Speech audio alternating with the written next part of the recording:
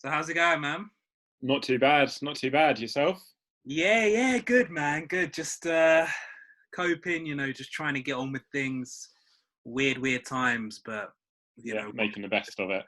yeah, that's it. So yeah, I just first and foremost thank you for, giving me your time, your energy to have a chat about things and stuff. No Really problem. Pleasure. appreciate it. May the 29th, this is the day. This is the day that the film that, just for people that are watching, this is the film that Joe wrote called Sweetboy, which I directed and I acted in. And May the 29th was the day that we actually got it broadcast on TV, like zero budget film. That's actually how I met Joe. So yeah, I just want to give an introduction to you, Joe. You're now an award-winning writer, director, producer. Um, You've wrote for feature films, you've wrote for short films, for web series. You won the Winchester, you won the Hampshire Prize at the Winchester Film Festival, so congrats. Thank you. Thank you very much. So yeah, talk to me. Let's go far back. Like, what made you get into screenwriting, and how was that for you? Like, what made you? Well, I've always been sort of passionate about writing, sort of right from sort of primary school. I was always sort of writing lots of sort of short stories and whatnot. And then I studied film and English at university. And then my third year, I did a screenwriting module, which I absolutely loved. So it's that really sort of piqued my interest in it. And then just as I was getting ready to graduate, I was starting to look at some jobs and not really sure what direction I was going to go in after uni. And I saw your call for a screenwriter. Yeah, For a short film at the time. It was a short film. So that's mad, isn't it? so I wrote my treatment, sent it to you, and you responded. I was kind of doing it on a just sort of as a real sort of shot in the dark, really. I didn't think I actually stood a chance. I hadn't even graduated at that point. I hadn't written a screenplay sort of properly. Yeah. But you liked it, and you sort of called me, and we met up in London, and a short film became a feature film, and that was it, really. It's weird because I remember putting the advert out, but I genuinely don't remember advertising it as a short. Like, I just thought it was like a feature, but it's crazy because I remember quite a few of the applications that I got from writers, and I got one which was good, actually. It was decent. It was, and I felt that where that didn't quite appear to me was that it was very descriptive, but it didn't really set a style. What I felt with your treatment, you kind of put a style forward of your writing, and I was just, it's weird because you said that you wasn't sure. You're never sure, I guess, in this industry, but you wasn't sure how it was going to go. And I guess when I was reading your treatment, I was like, meeting you for the first time, I wasn't sure where it was going to go because it was my first experience. Yeah. Jumping into that, as we both learned. But yeah, talk to me about your experiences with Sweetboy and writing that. Oh, it was incredible. I just, like, first of all, I'm pretty glad that it was advertised as a short film, because I think I'd have felt pretty overwhelmed if it had said feature. I don't know if I'd have had the confidence to go for it. But after meeting up with you, and we sort of discussed through the treatment, and I started to think, I think I could turn this into a feature script, actually. So yeah, we met up at the BFI, didn't we? 2012. So then there was that sort of lengthy sort of pre-production period. I wrote the scripts. We started sort of casting, getting people on board, and then it was, I believe, January 2013. Yeah, January 2013. So to be fair, actually, it was a fairly quick turnaround, wasn't it? From meeting up in the sort of at the start of summer to shooting early the following year, and then it was all such a new experience for me. I'd never written a feature length script when I was at uni. It was sort of all shorts, so that was like a challenge. But then just the the whole thing is sort of being on set, and I really appreciate you kept me sort of involved at each stage of production as well. So I'd sort of join you to sort of meet up with the casting crew when we were sort of doing the casting calls, and but yeah, the day-to-day on the set was just such a massive sort of learning curve for me, because my degree was pretty much a film theory degree. There was no kind of practical element of it. The most practical element was the screenwriting module that I did. So as far as the logistics and the practicalities of filmmaking, I had no idea. So being able to just bear witness to what was happening on set each day was such a great experience for me. And like your writing process, how was that? How did it change? Did you, in terms of like, how did you go from point A to point B to point C in terms of like the 3-act structure? Did that change, or did you just, was it kind of, you knew what you wanted, you went through it? How was that? Yeah, well, so the treatment that I wrote sort of gave me a pretty good idea of where it was all going to go. And I'm not like a massive advocate for kind of following formulas. So there's like, I had just sort of finished my degree, and it's kind of drilled into you that you follow a formula, the sort of the hero's journey. And that's useful for like learning, but when you put it into practice, I don't think it works out that way. I think the best thing you can do is write, and then learn as you're going along. And that's pretty much how I sort of approached it. I would just write. If something wasn't working, I'd dial it back, go again. But yeah, I think that was the key thing for me, really. Looking back at it, I think that my writing on that film was dialogue heavy, because that was the element I felt most confident in, was writing dialogue. I struggled more with writing a sort of like the action and any sort of like extended period of non-speaking scenes. So, and that's something that I was quite wary of going forward, that I needed to work on. But so I think probably where it was my first experience, I probably did rely maybe a bit too heavily on dialogue. But I think what's important is that you gave more than giving less. I think it's important to give more and then chop away from that, rather than to not give anything at all. So I think that's testament to you as a writer, which is great. You know, that's amazing. Yeah, but yeah, and sort of it being our first sort of feature experience, we had our sort of setbacks along the way. Oh, mate. Tough. It was tough. One in particular, I'm sure you can remember. Oh, the drop keys down the toilet. Yeah. It's weird because like when you're just doing, like you said, I think it was jumping in the deep end for both of us. You writing your first feature script, me directing my first feature film, and it's just, you're just literally jumping in the deep end. It's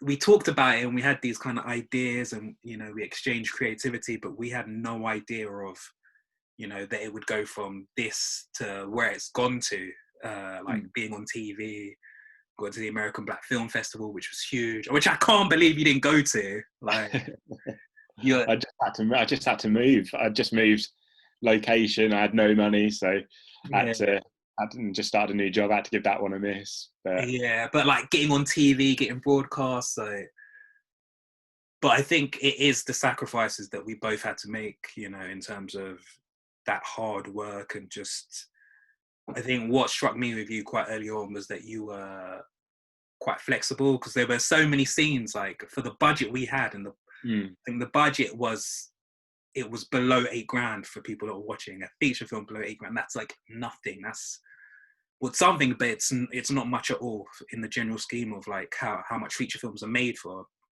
But it was just how flexible you were with your writing. And you know, there were certain scenes where I was like, oh, we have to kind of minimalize this because we don't have the budget. And I think that's good. I think that's important to, as you know, in any field, to be flexible and to adapt. So Yeah, and it was a great experience as well for going forward, because it kind of gave me confidence knowing that I could maybe sort of re-script a scene at sort of an hour's notice if sort of if there was some kind of setback and we needed to rethink a scene.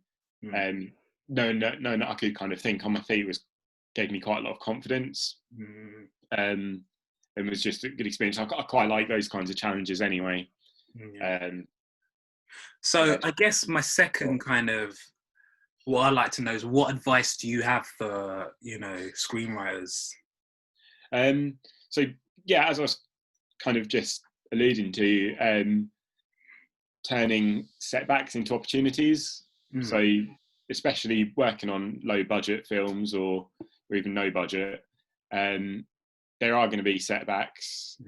It's just unavoidable. I mean, there'll be setbacks on all kinds of productions, but especially when you can't sort of afford to bail yourself out financially, you've just got to think on your feet.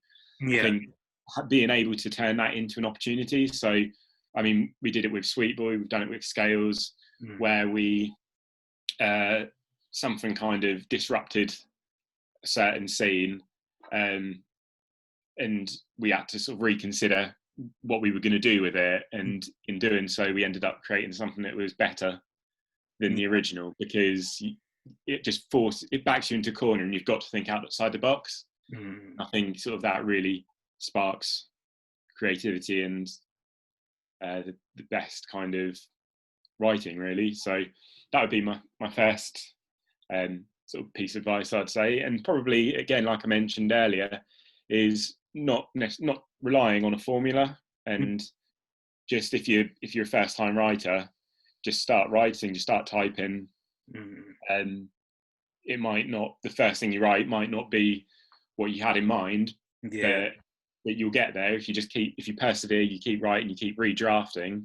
I don't think you need to. I think if you've got this sort of the hero's journey of like too much of a structured formula in mind, it's a bit rigid, and I think it sort of like puts constraints on your creativity a little bit, stifles your voice. So, I mean, you can always come back to that in the edit. You can maybe see if it does hit the right beat. But I think when you're writing, just sort of go for it, really. It's so weird that you're talking about kind of not having a formula, which is so, it's great because it allows that sense of like free flow and freedom. Yeah. So weird. I don't know if you've been watching the Jordan documentary. I haven't. No, I've earmarked it to watch though. You gotta watch it. It's one of the most inspiring things. I love basketball in general, but for anyone, it's just the most inspiring, kind of humorous, all these stories. And he has this quote, Michael Jordan, and he says that, I've written it down here actually. He says, he's got loads of quotes. The one I wrote down was, the key to success is failure. But the quote that I had in mind, and I've remembered it, is he said, just enjoy the game. Something along those lines. So it's like, with him, I'm sure he had like a formula to an extent, but the main thing was just playing the game and enjoying it. And I think through the enjoyment, that's where the success came. So it's so interesting that you said that. So what would you say was like your toughest experience? As in sort of general, in kind of filmmaking, would be producing. I think that's probably not a surprise to you. I know. You've been through it as well, and I think when you're writing, you're used to being in control, because you can sort of control the direction the story goes, control the characters.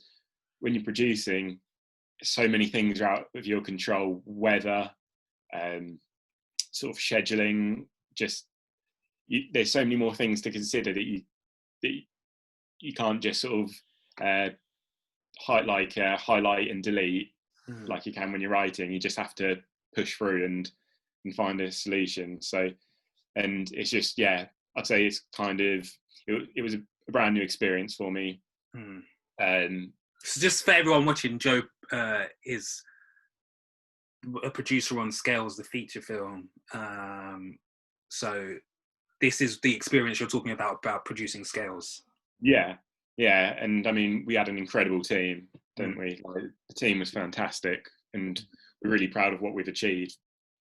But just from sort of transitioning from writing to producing was a huge challenge, and it was just the practical element of it really is kind of having to. I mean, we had, I can't remember how many shoots where we had to cancel them the night before because of snow, and transport being disrupted, and it's just things like that where you're not in control. No, you're not in control, and also you can't be taught it either. It's not something that you can sort of spend a few years learning at university. You just have to grit your teeth and bear it really, and which is weird because a lot of people think producers are the ones in control. Yeah, not entirely true. It's a lot of pressure. Yeah, I see it as almost being like a chairman of a football club, and it depends on whether your football club is got a lot of money or not, and yeah, just literally rolling with the punches. Yeah, maybe like being chairman of a football club in the current climate with everything going on around you, just trying to maintain control over. Yeah. But I mean, I can't say enough good things about the casting crew we had on that project. So I was so lucky in that regard for that to be my first assignment as a producer. But yeah, when you're at the sort of beck and call of bad weather, the budget just starts things you don't consider. It like Matt, like just with Sweetboy, like I've told you, like we've talked about this many a times before. It felt, I was crying, and I can openly admit this. Like, I was crying for that first week. I was crying almost every night.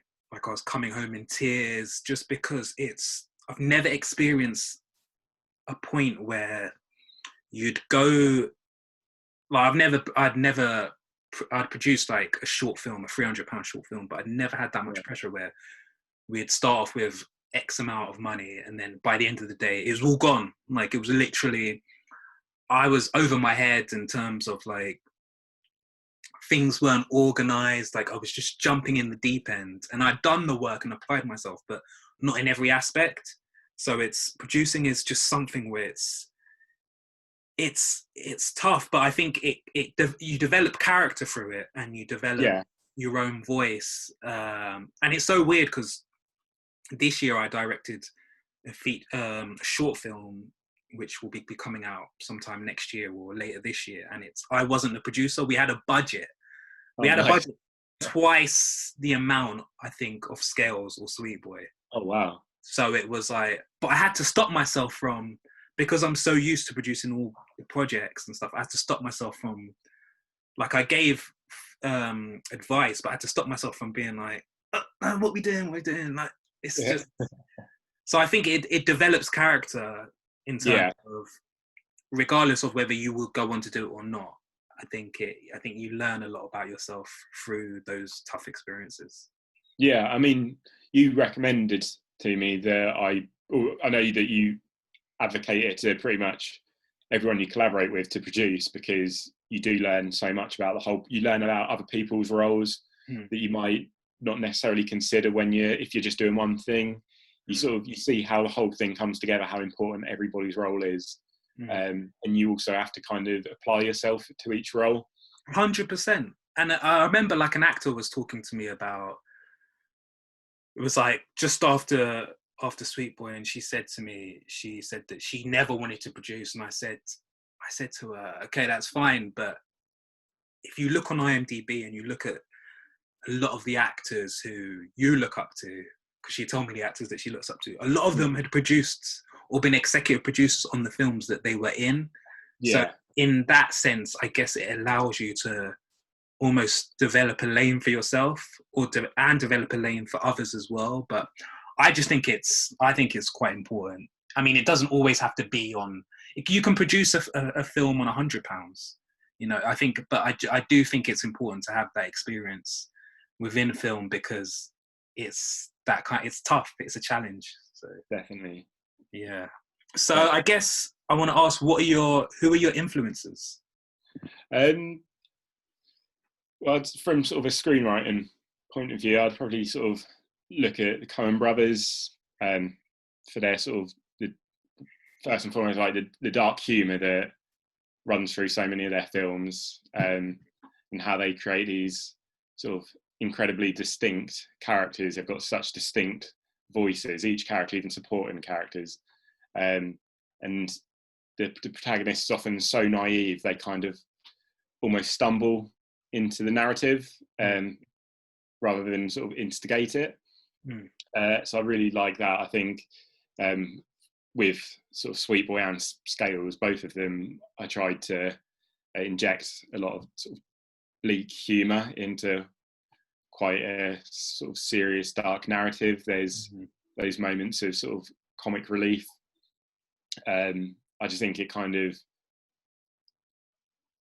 offers some kind of like reprieve for the audience. If they're sort of starting to get tense, then they sort of hear something that sort of makes them smile, and they just relax, and then suddenly they're hit with another sort of gut punch when something sinister happens again. So yeah, I really like sort of bleak humour or sort of dark humour being interwoven in a sort of quite serious narrative. I also think Richard Linklater, mainly for his patience in storytelling. I think it's something to really aspire to. Patience is key. You think about like the Before trilogy and Boyhood, like these stories that are just told over so many years. And I mean, with the Before trilogy, Boyhood's incredible, such a good film, but just to persevere with that for 12 years, like it's so tempting to, once you write something, that you just want it out there, don't you? You just want to visualize it and then get people to see it. But to hold on to something and keep working on it for 12 years. I remember reading an interview with him where he talked about, I think the interviewer asked him, at any point was he worried that someone was going to beat him to it with that kind of project? Oh, which one? Was that Boyhood or Before? Boyhood, yeah. And he said he had heard that, I'm sure it was Lars von Trier was working on a similar thing at the time, sort of setting a story over a number of years and filming it in real time. And I don't think that ended up coming to anything, but he still said like nothing changed in his outlook. It wasn't like a novelty thing. He didn't want to be the first person to make a film like that necessarily. He just wanted to tell that story, and that story needed to be told over that period of time. So I think that's something to really aspire to. He's incredible. He is incredible, and also he finds a way to sort of feed his own voice through the characters without feeling forced or like he's taking away from their identity. They still feel like each of his characters still feels so genuine and fully realised, but he still manages to feed his philosophies and he's a sort of massive thinker, like existential thinker, with sort of films he's made like Waking Life, and you just think so much of that is clearly his voice coming through. And I know it sounds obvious because he's the writer, but it never feels like you're being preached to, or that he's sort of taken away from the character's individuality. I think that's such a delicate balance. That's like, it's not easy to achieve that. Like, I think sometimes you feel like the writer's sort of hitting you over the head with their own voice, and you're just like watching a proxy for them, like a puppet. Or the character's fully realised, but you don't get the impression that you're hearing something that's true to the writer. Yeah. So, and then finally, I say David Lynch, and I mean, you probably wouldn't get that from watching anything that I've written, because I haven't tapped into that level of craziness. I'd love to, but I mean, it's just so organic. To write a film about this year, Joe. You got all your craziness you need. It's just so organic from him, and he's so unapologetic with the way he delivers it. He like tells tells stories that he wants to tell in the way that he wants to tell them, and he doesn't care if people understand them or if they misinterpret them. He just wants to tell these stories in such unique ways. And again, I think that's kind of something for writers to aspire to, and rather than become kind of cogs in a machine, to always stay true to what they want to do. 100%. I'd say they're probably my three key influences, I'd say. I mean, there are others, but they're the Holy Trinity. It's weird, like you drop so many gems and a lot of inspiration for me, and I think, you know, the people that will be watching this, I think what caught out, because I think out of all those three filmmakers, I guess the one that I'm familiar with all three of them, but the most I would say is Richard. Yeah. That Before trilogy, and I saw Boyhood at Berlin Film Festival, and I remember that's what made me go and, you know, search out his previous work from before that. Yeah. And it was like, the thing is, like you said, is patience. It's such a thing that something I've had to learn is that we all want as creatives to get our work out there and people to love it, but we sometimes miss that patience. I know it's something that I'm guilty of in the past, and it's like, it's so key to success and, you know, to progress. So I think that's so important. Yeah, 100%. Yeah, I'd agree. Probably Richard Linklater and Joel and Ethan Cohen are probably my the ones that have sort of had the most sort of direct influence. David Lynch is just kind of like a spiritual influence, but the other three are the ones, the key ones, I'd say. So yeah, last year, well, I think it's either this year or last year, you won the Hampshire Prize for their story. Yeah, it was last year, November 2019. It feels like this year, just because this year's just kind of been a blur. It's like we're almost halfway through. Like, nothing's done nothing, but yeah. So their story is a short film, which I'm actually acting in. For people that are watching, I acted in, and I was a producer on that. And it was I came to Joe because I knew that he could kind of work his magic with that. But I wasn't sure about directing it, because with some of the ideas that you had in your script, I couldn't fully visualize them. So I suggested to you to direct it. So I want you to talk about, how did you find that experience directing, writing?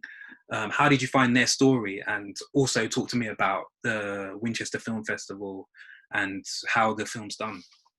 Yeah, so I mean, as you know, I was pretty resistant to directing.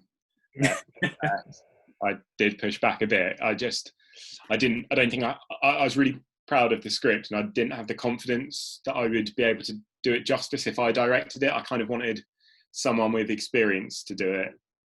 Otherwise, I'd have felt like I'd kind of wasted a good script. But sort of as I redrafted it a few times and had a few conversations with you, I did start to realise that I was so specific in the script on how I wanted it to be shot. And like you say, like, it wasn't the easiest film to visualise off sort of just reading it on paper. And I knew that if someone else directed it, I'd be treading on their toes. I'd probably be sort of interfering a bit too much, saying sort of how I wanted it to look. So I did come around to thinking that maybe I did need to sort of roll up my sleeves and give it a go. How did you find directing it? Directing your own script, how did you find that? I mean, the week building up to it, I was nervous. I was going through all the sort of trying to make sure everything was in place, like prepare for every possible scenario, and yeah, just nervous. Then I'd say probably like the first hour on the day, because it was a 1 day shoot, and I think as soon as I mean, we're filming in October, and it had been freezing cold up to the day of the shoot, and then the day of the shoot was so sunny. it was such a clear Oh, day. lovely. Yeah, I remember that. Shooting in the park, Yeah. and I just felt like, oh, this is a good start. Like it can't go too wrong. We've got weather on our side. That's a good start. It was a one-day shoot as well. Yeah, and I mean we were up against the clock because the final scene was we needed to get the sort of nice sort of shot of the sort of London skyline from the top of a hill during sunset. So we needed to make sure we were up there ready for that final shot. So we were up against the clock a bit, and obviously the sun sets pretty early in October. So but I'd say like an hour, the first hour of directing was probably pretty stressful. I was kind of, people were asking me what to do, where they wanted to be, where they should be. They were just annoying you. All the normal things that an actor and crew should be asking, but I was like kind of pretty uncertain in myself. So it took me a while to kind of find my voice, I think. But I'd say after about an hour, I started to feel a bit more confident. And I mean, I was lucky that sort of you were acting in it and you've got directing experience. And Jed, our cinematographer, was incredible. Yeah, and incredible. He's such a good, so patient and just helpful with like my sort of practical shortcomings. He was more than happy to kind of explain and just help me kind of achieve my vision for it. And yeah, and it just ended up being a really good day. We sort of beat the sunset and we got that incredible last shot. So yeah, it was a great experience. And I think then again in the edit it really came together, and that's when I think even you said like it was in the edit you started to realise what my vision for it was in the. Bro, I had no idea.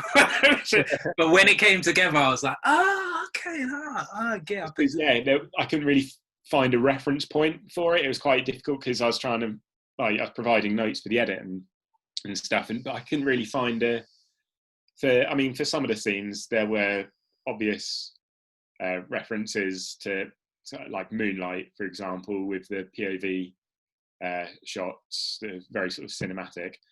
But for the sort of GoPro and the iPhone shots and the way that they were edited together and spliced, I couldn't really think of any clear reference points for those, which again made it quite difficult for me to convey to other people what I was trying to achieve. And I think again that's why in the edit it really came together. I mean, and Jed also edited it, and I was so impressed at the way he interpreted my really abstract comments and notes. Like I knew what I wanted in my head. It wasn't the easiest thing to put down onto paper. Yeah. So great, yeah, brilliant experience, and kind of exceeded my expectations with sort of the response it received. Yes, talk to me about that. How was that? Yeah, like I mean, I was so shocked that it won the prize. I mean, I was obviously proud of it, but I looked at the films we're in the category with, and just the sort of experience they had between them, and I just thought I was kind of I was just happy to be there. Really, I was just happy to be sort of mentioned in the same breath. So when I was told I'd won the prize, I think my jaw hit the floor. I couldn't believe it. You like April's Fools, where you like this.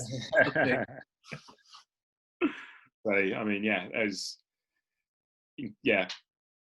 incredible. One of my proudest achievements I've ever done. I think is just going from not wanting to direct it at all to sort of achieving some kind of recognition for it. It was really something I was really grateful for. And it was also in the Manchester Liftoff as well. Yeah, on the online festival. So yeah, that was great. You got some really nice feedback on there as well. So yeah, I mean, it was a film that kind of tapped into sort of a conversation that I don't think is being had enough about sort of voyeurs on sort of social media, people who film strangers on the tube, in parks, without their permission, just film them and kind of almost steal their story and give their own spin on the narrative. And I don't think it's fair, because one person doesn't want to be filmed necessarily. They don't know what the story is. Even if someone might not look like be portrayed in their best light, you don't know what's happened in their day. So 100%.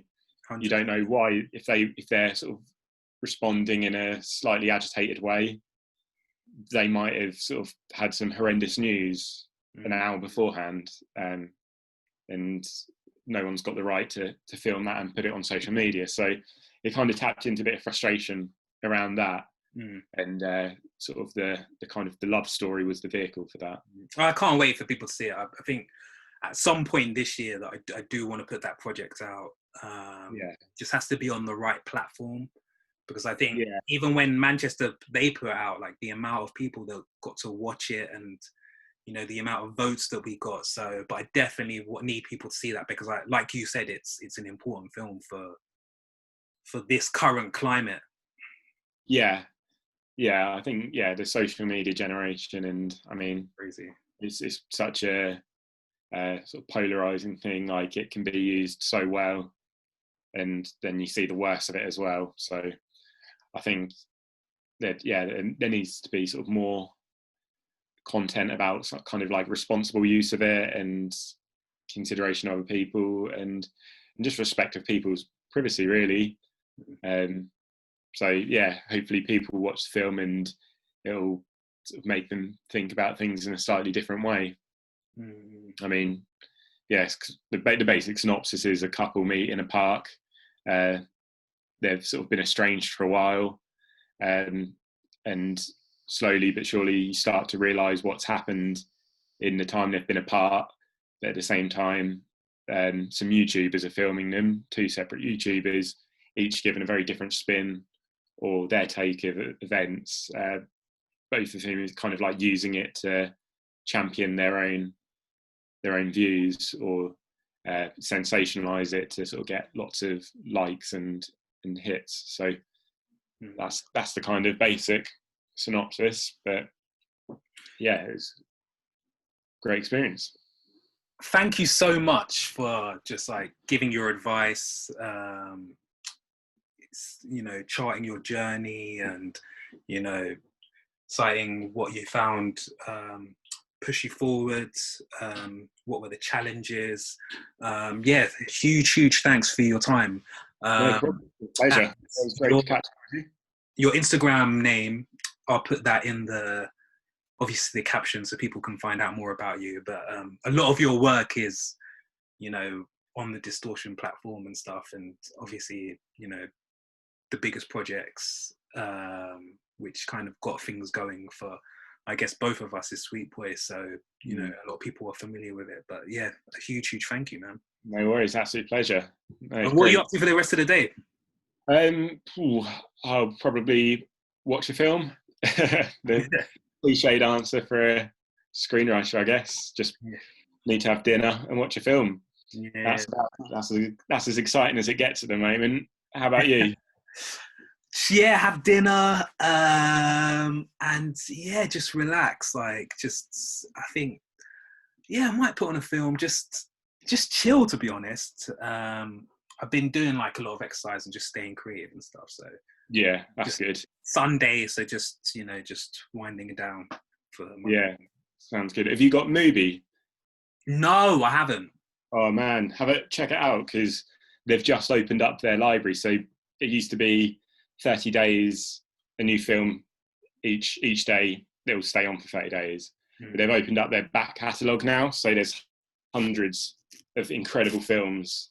I've heard that's the new one to get. Everyone's saying. Man, it's so good. I've had it for a good sort of year or so now, and the films that sort of they curate are really great, and they get quite a lot of exclusives. Like they had Portrait of a Lady on Fire was on there really recently. That's a great film. Like, just after it had like quite a limited theatrical run here. I don't know if that was because of the outbreak. I don't know if that halted it, but it wasn't super wide. Like, I don't think I'd have got to see it too locally to me otherwise. But yeah, watched that on movie. But there are some incredible films, and yeah, like I say, their catalogue's on there now and well worth checking out.